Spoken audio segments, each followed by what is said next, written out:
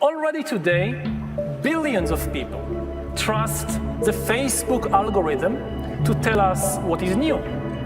It's that most kids who start are going to become heavy users, and we know that the heavy users, 5 hours a day or more, that's at least happening.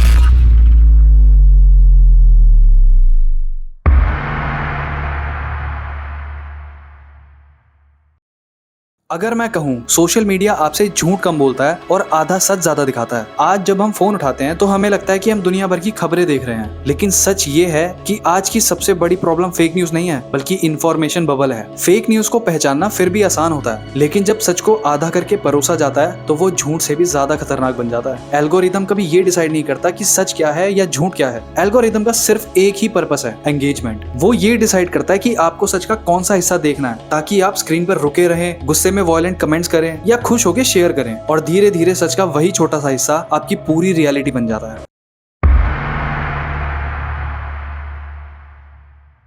अगर आप left learning content देख रहे हो, उस पर like या comment करते हो, तो आपकी फीड बीजेपी की गलतियां, प्राइस राइज और पॉलिटिकल कंट्रोवर्सी से भर जाएगी। लेकिन अगर आप राइट लर्निंग कंटेंट देखते हो तो आपकी फीड में ऑपोजिशन की नाकामियां, नेशनल सिक्योरिटी और इंफ्रास्ट्रक्चर डेवलपमेंट दिखाया जाएगा। धीरे धीरे दोनों साइड्स के लोगों को लगने लगता है कि सिर्फ दूसरी साइड ही पूरी तरह गलत और करप्ट है और उनकी अपनी साइड एकदम दूध की धुली है। This is called echo chamber. आप वही सुनते हो जो आप सुनना चाहते हो। आज सोनम वांगचुक को ही देख लीजिए। नीट के इश्यूज और धर्मेंद्र प्रधान के इस्तीफे के प्रोटेस्ट को लेकर देश दो हिस्सों में बंट चुका है। कुछ लोगों की फीड में उनका पीसफुल प्रोटेस्ट और उनकी पुरानी अचीवमेंट दिखती है, वहीं दूसरे लोगों को फीड में उनके खिलाफ पॉलिटिकल आरोप, नेशनल सिक्योरिटी कंसर्न या चाइनीज एजेंट जैसे लेबल्स दिखाए जाते हैं। इसी दौरान देश के अलग अलग हिस्सों में students recruitment delays, exam irregularities और सडन फी हाइक को लेकर सड़कों पर उतर आए हैं। कई जगहों पर तो पुलिस ने एक्शन लिया और लाठीचार्ज करी, जबकि एडमिनिस्ट्रेशन और पुलिस अपने डिफेंड में ये कहती है कि कानून व्यवस्था बनाए रखना जरूरी था। लेकिन हो सकता है कि इनमें से आधी खबरें आपकी फीड तक पहुंची ही ना हो, क्योंकि आपके दिमाग और फीड ने पहले ही ये डिसाइड कर लिया था कि आपको किस टॉपिक में इंटरेस्ट है।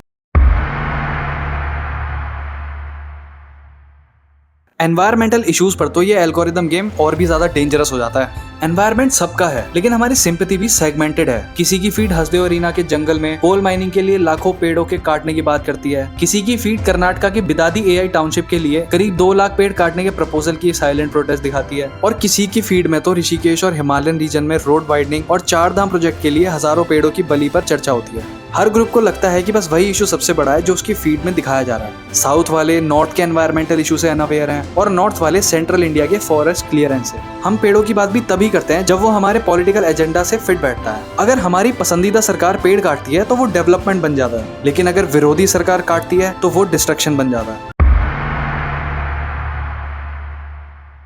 Social media companies standard psychology पर काम करती हैं, जिसे कहते हैं कंफर्मेशन बायस। ह्यूमन ब्रेन को अपना ओपिनियन वैलिडेट करना पसंद है। जब हमें अपनी सोच के मुताबिक कोई रील या आर्टिकल मिलता है तो हमारे दिमाग में डोपामिन रिलीज होता है, लेकिन इससे भी बड़ा ड्राइवर है आउटरेज यानी गुस्सा। रिसर्च बताती है कि जो कंटेंट गुस्सा, नफरत या इनसिक्योरिटी पैदा करता है वो सच्ची और न्यूट्रल खबर से 6 गुना ज्यादा तेजी से स्प्रेड होता है। इसका रिजल्ट क्या है? हम असली मुद्दे जैसे कि पॉलिसी, जॉब्स, क्लाइमेट, एजुकेशन पर बात करने के बजाय एक दूसरे से लड़ने लगते हैं। वीडियोस, कमेंट्स और डिबेट्स मुद्दों पर नहीं बल्कि लोगों के कैरेक्टर और आइडेंटिटी पर होने लगती है। हम इश्यू सॉल्व करने में इंटरेस्ट नहीं रखते, हम बस सामने वाले को रोस्ट या डिस्ट्रॉय होते हुए देखना चाहते हैं।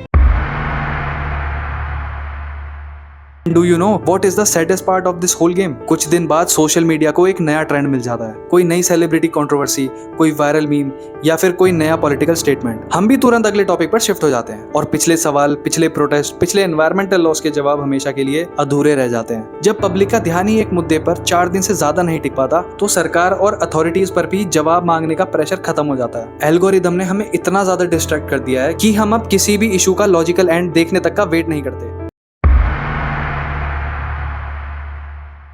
तो अगली बार जब आपकी स्क्रीन पर कोई ऐसी खबर आ जाए जो तुरंत गुस्सा दिला दे, या कोई ऐसी खबर जो आपके पुराने ओपिनियन को 100% सही प्रूव कर रही हो, तो 1 सेकंड के लिए रुक जाना। अपने आप से सिर्फ एक सवाल पूछना कि क्या मैं पूरी तस्वीर देख रहा हूँ या सिर्फ एल्गोरिदम ने जो मुझे दिखाया है मैं बस उतना ही देख पा रहा हूँ। डिफरेंट सोर्सेज से पढ़ना शुरू करो। उन लोगों की बात भी सुनो जिनसे आप डिसएग्री करते हो, क्योंकि इन्फॉर्मेशन बबल का सबसे बड़ा नुकसान ये नहीं है कि वो आपको झूठ दिखाता है, बल्कि ये है कि वो आपको कभी पूरा सच नहीं दिखाता। सच हमेशा बबल के बाहर होता है, बस आपको अपना बबल फोड़ने की जरूरत है।